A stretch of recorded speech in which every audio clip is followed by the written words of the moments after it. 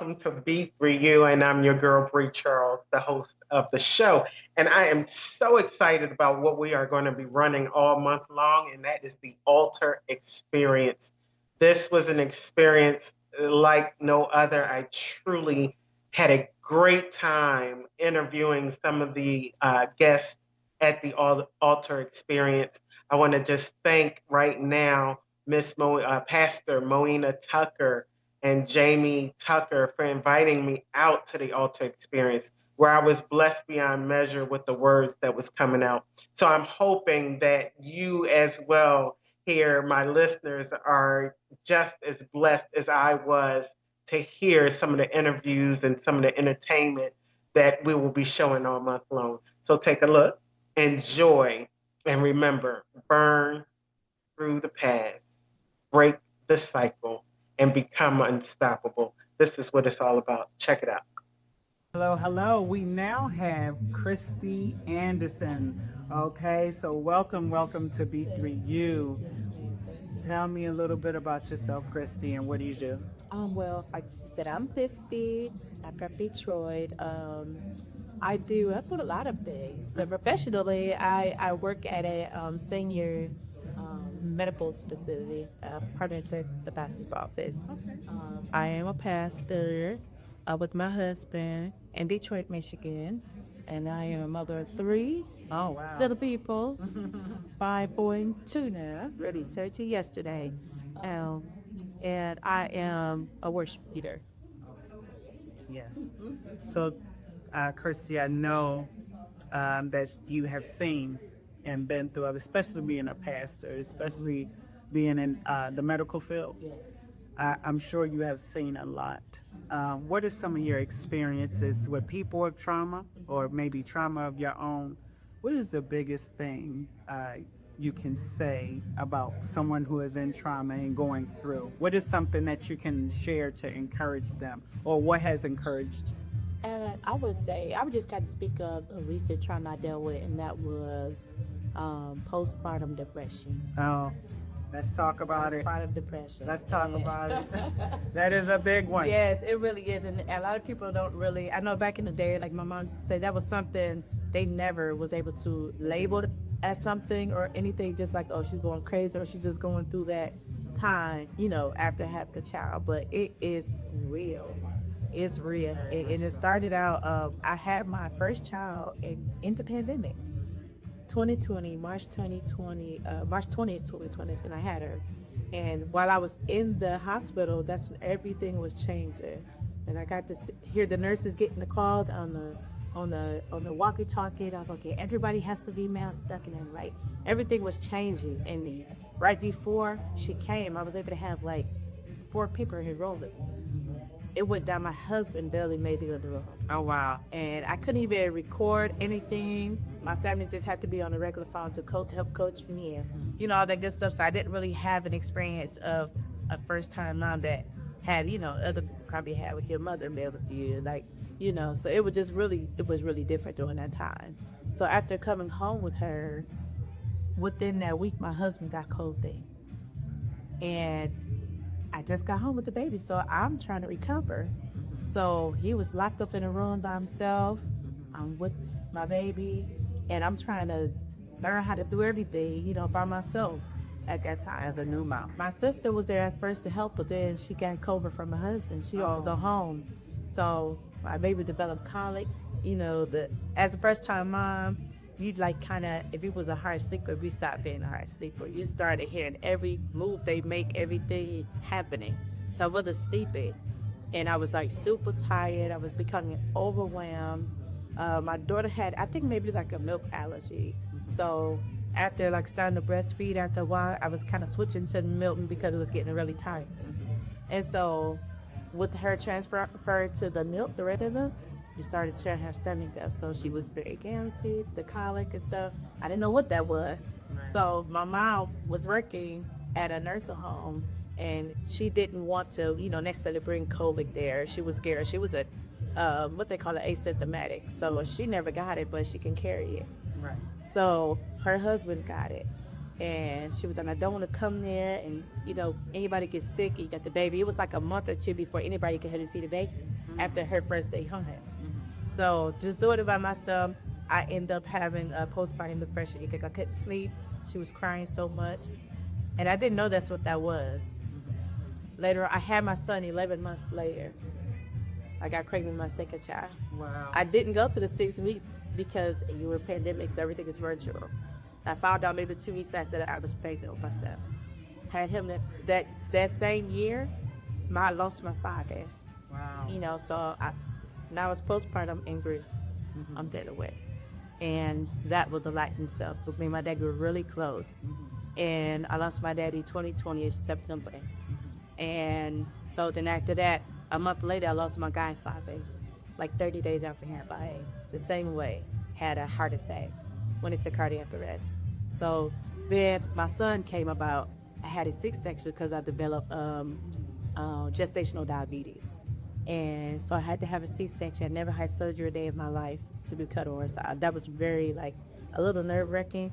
But I started praying. I started okay, Lord, this is me and you. I have to do this. There's no other way. So I need you to, I'm depending on you to just really help me with this mentally and emotionally. So the Lord got me through that time. And even with that, I couldn't really deal with my son too much afterwards because I was still mentally drained and tired from your first child. Yeah. And the postpartum just increased. But it got so bad to where it was affecting my marriage. Because during that time, my husband went through a spiritual awakening in the prophetic. And he never dealt with prophetic, so he was going around talking to himself. And, and if I wasn't in a place of being spiritual where I was, he probably would have been in a crazy house. So to God be the glory, but just already having, being saved and being in that lifestyle of knowing about the prophetic, the warfare and everything. So while I'm going through spiritually, mentally myself, I had a husband that was going through too, but I had to kind of put myself on the back burner and pray. So it's so many hats being worn at this time. So we moved to Georgia in 22, and I just had the two little ones. We was like, okay, Detroit is going really fast. Let's try to go somewhere, relocate. Made me to kind of talk a lot just to slow down, so we could kind of figure everything out. So it was going pretty good there. By the time December 22 came, I found I was pregnant my third child. Okay. So I was kind of getting there. We are getting it in. Yes. We were doing I was like, Jesus, wait a minute. I'm just getting adjusted, finally kind of getting settled mentally a little bit with the two, getting everything going. And the Lord brought that third one. And I'm thankful for my babies. Because I was told I could not have any children. I was told I could not have not one child, and the Lord blessed me with 3. So I'm thankful for that. So when the third one came, my baby boy came, I, after having him, I had a electric C-section. I was expected to do a VBAC. I went through the whole process, and my third trimester, I found I had gestational diabetes yet. And so I had to go. And this pregnancy, my nerves and my anxiety was kind of high.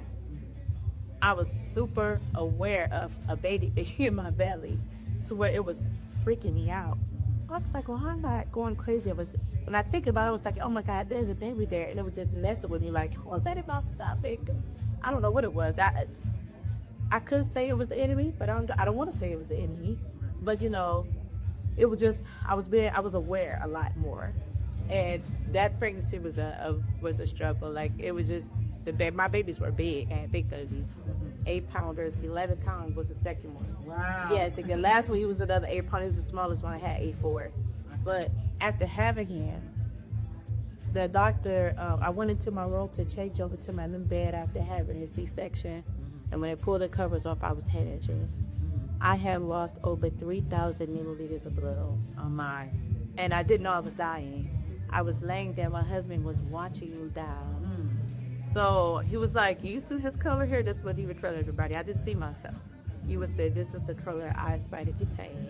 Wow. And I was just sitting there, and they was like, we don't understand how she's talking this to us right now. My doctor's office was right across the street from the hospital. She came, She had her Burger King breakfast. She was in lunch before the next section. I had a Burger King in her hand, and she dropped everything. Like, I need gloves, I need this. And the nurse, I had a nurse that was saved, and she was praying. My husband did a corner with the days and praying. Wow. And, you know, I just thank God for that, because I was literally losing my life and didn't even know it. But everything became well. They got me together. And once I got out of there, postpartum like hit even a moment to where now I could hear, like, my baby was crying. And all he wanted something to eat, of course. And I'm just, I guess I couldn't get it done fast enough. But he had this piercing cry. And the enemy, I knew it was the enemy then, telling me, "Trump your baby." Those started crying. And when my arm got light and I like realized it. And I started speaking in tongues. I said, "The devil in you, that postpartum depression, that's a demon." I saw that it was literally trying to cause me to kill my child, like just to get away. You'll stop crying then if you jump him. I texted my husband immediately while he was in work. I said, "The devil just told me to drop my baby." And I said, I realized it then. I was able to make sense of it then. Because, you know, when you first, they give you this paperwork now, and when you have a child for a depression, postpartum depression screening, you're just going to check off with everything, because you don't want to, you know, accept the fact that that's what it is. But it is really a real thing. And it took a little time for me to I could not adjust to the 3 kids. It had me in a place of a beat, where I felt like I could not do anything but my children. I'm like, I can't go to the store, I can't do this, I can't do that. Like, I feel like I was just lost. Yeah. I couldn't do nothing with children. And I did not have any type of control. So I felt helpless, you know. So after a while, my husband was saying, "Hey, you can do that. You can do this." I'm like, I can't. And it was just one day, I sat there and I just prayed and I cried out. I was in worship. At this point in time, I had stopped singing. Worship is really my place where the Lord heals me. If I go through sickness, I just worship my way through it. That's how I encourage myself, through the word and worship. I sat in the living room and I was just crying. I was crying. I was like, "Lord, you have to help me. I need you to deliver me from this spirit, because I know this is not a being." And it has you feeling like you're defeated, like you're by yourself. There's no hope for you. You can't do this, that, or thing. So that's the moment, like, that is the moment where you were listening to yourself. Yes. And you had to speak it out loud and stop listening to yourself or talking to yourself, and talking to God to say, "I can do this. Lord, help me. I can do all this through Christ." You start getting those scriptures, and I'm telling you, like, encouraging yourself. So, because no one else been do it for you, or may not understand, like you said, your husband was going through things. So that is powerful right there, when it's just you by yourself and you just say, "God, help." Only he could do it. Only he can. Surrendering. Yes. Surrendering. That calls for another level of surrendering, submitting yourself to the Lord, and just like literally releasing. You got to release this, let it go. Whatever you was thinking, you was feeling. And during that time of postpartum depression, you really don't express yourself as much. You just kind of take it, or you do it, or you do it, you do it, you do it. You forget about yourself. So I had to think back. I had to tell my husband, like, "Look, I'm not myself. I don't feel like my son." You kind of feel like you're having this nervous breakdown. You kind of feel like you're just in this place where it's like, I don't know who I am anymore. And at that point, I said, "Lord, give me my identity back. The true identity," because probably who I was before that, I wasn't always meant to be that person. And that's a part of evolving through life. Even as a spiritual walk, when you receive the call and you accept the call of God for your life, I didn't know I was going to be in this place of being a pastor. He could not have told me. I was prophesied this cover when I was a teenager. I was like, "Ooh, that popped off." A pastor? You know, I have a family full of pastors, evangelists, bishops, apostles, and all that stuff. That could necessarily mean that's my calling. Right. But that oil flowed through my generation. So, but being here as a pastor, I never would have thought that. But that's what the Lord was preparing me for. And see, a lot of people think on the outside think that pastors or people who are ordained don't go through that. Look, but I tell you, to me, that's what really certified you as being such. Like, I wouldn't want to be under a pastor that have been doing nothing, because how can you show me? How could you teach me? Right. It's better from experience than just, oh, I see somebody else go through, but you don't know. I tell you, first thing to live through postpartum depressions, especially during a time when can't nobody help you but God, and it was like I couldn't do no but call on God. We was there in Georgia, but I said he didn't have any family close like that. So I'm in the house every day, just me and the children. It's like, okay. You were right about that too, because I had my children in the 90s, in the 80s, at the latter part of the 80s. I didn't know what postpartum depression was, and nobody ever treated me for it. So I didn't know what it was. I now do, right? And I have a child. I had a daughter that suffered from postpartum, and because I didn't have the knowledge, and I'm like, what is this postpartum depression? And my mom was the same way. That people are talking about, exactly. Like, what is it? Yeah, they got a name for it now. And it is a serious thing. Like, some people have, like you said, you heard that voice saying, drop your baby. Some people have followed through with their voice. Literally, because it's like your mind going crazy, and you like, wait a minute, what? And if you succumb to what the enemy is telling you to do, that's how the baby's in the garbage can. Yes. Mother done killed a child, or she done went, crazy. Like, it would say local or something, and that's true. It can happen. All it takes is, first of all, education, and that's why I'm grateful for you to come on and share your story. As a pastor, woman of God, who, everybody looks at you like you're supposed to be the superwoman, but to share this so other young women can know, and men can recognize that this is postpartum, right, and get that help. So what you, besides your faith, what else helps you? Going through therapy. I did go through therapy. I went to therapy because like I said, it kind of took a tug on my marriage as well, because like he wasn't aware. He never, of course, he's first time father and everything. With every child we had, he never heard of postpartum depression. He didn't know what that looked like. Yes, he was like, what's wrong with you? Like, why are you acting different? Like, what's this other thing? So, and that helped even him, to help educate him and know how to handle me. And not, okay, if I'm reacting about something, he know how to stay calm. Like, it's okay. Yeah, it's okay. Like, you know how to deal with you and not trigger that to even increase that situation even more, and to go in a bad way. But literally just talking it out in therapy, even doctor's appointments, go to your doctor, tell your doctor, they tell you that. Now they have medication out for it. I don't Of course they suggest do. Of course to they do got that. But literally, it just like, when you feel that off, anything off, at whatever point it is, when you do take your baby to the doctor's office, they give you that screening. Be honest.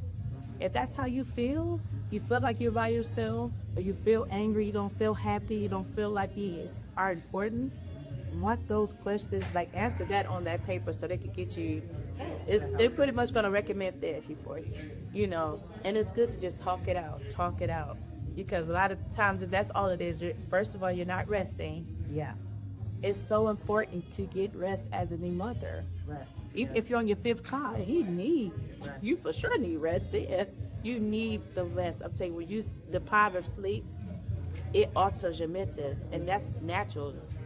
So get you some sleep. That's why it's so important to have this village. Yes. His body, his own can.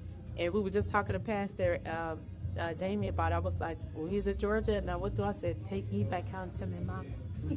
Take me to my mommy. Yeah. Because before we left, my whole family was involved with the children. But when we moved to Georgia, I had family, but they were not as close to us at distant. And my family is older on my father's side. So it's like I really couldn't say, hey, yeah, he's a tractor king off. They were an hour and a half away. So we were there kind of like by ourselves. So it's so good. And the power of family is, and that's what when you have a family that is there for you, it takes a village. It really takes a village to help raise children, to help get through some things. This is why I tell my children, I know we were in the military, but y'all need to come a little bit closer. Yes, You know, us being settled at where we at, you know, in Virginia, you know, my children, Alabama, North Carolina, Georgia. Like, but you want my, you know, I like right now I have a daughter who's pregnant. She in North Carolina, almost 5 hours away. Like, how am I supposed to help you? But one thing I do say is don't let the enemy or anything come in and say, oh, they're too far. I can't. I'm on the phone. I'm on the phone and I'm encouraging. I'm speaking power because my daughter, she's now pregnant, and I tell her, you know how this is going to go. But you stay encouraged. You know that you get sickly, but stay like, don't let your mind take over to a point where you've had 5 already. That's right. We're on our 6th one. We know what's going to happen. You have to. She has that family to keep her encouraged and empowered. But what can we say to those who don't have that family? What can we say? We were out to eat, and she was our waitress, but came over. Just the fact that she saw our family together. She was like, I just love that after seeing this, and she's going through a postpartum depression. And, you know, her and the significant other was just going through, it was based off of postpartum depression. When men don't know, they just don't know. And she don't really have that, but she's like the only child. She don't have sibling or anything. I said, well, you got close friends. If you got, you know, she probably had to find a way to get daycare or something. But I said, I'd be connected with her. Look here, I know you can't trust everybody. I said, well, let's get to know one another. We could go sit. I bring my children, and, you know, we have us a little time together, and we could be all on the same day. So, you know, your children are there just to get your 9 off. You know, we could be 3. Me and my sister, she's a child care provider. So, like, you go over there and watch the kids, and, you know, so that we can focus and part. Let her have a day. She could be by herself, you know. I don't know what it's like to not have a village, but all I can say is, like, there's a village somewhere, because it's you're connected to keep it as friends, or keep it as souls, and you could just birth away for a little bit. You know, now that her child's a little older, the father is more comfortable with dealing with the baby by Sarah.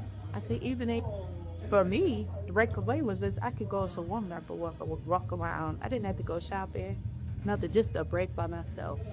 Sometimes you need that time, car time, daycare, something to get you some alone time. And I had never put my child in the daycare anything as early as 6 weeks.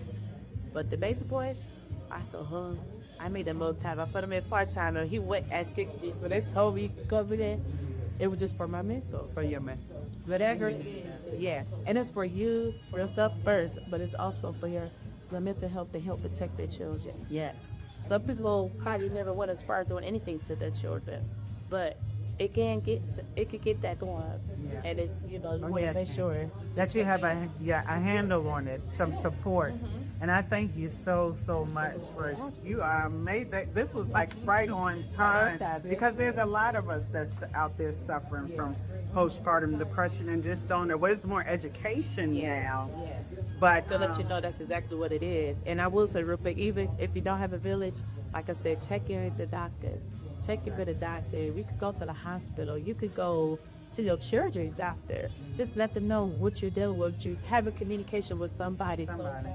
So they can get you for help. That's also another resource too. That's right. Thank you so much, Pastor. You are amazing. You guys, I don't know if you guys are hearing this, but one thing that I heard before is rest. Yes. Rest is the biggest thing. Postpartum, work, family, everything, businesses. Rest is key. God is first. Absolutely. Faith is above that. And even the Lord tell you to rest. It's in the word to rest. It's in the word. Self-care is so essential. Yes. Self-care. So thank you so much, Kristie. And Pastor Kristie, y'all.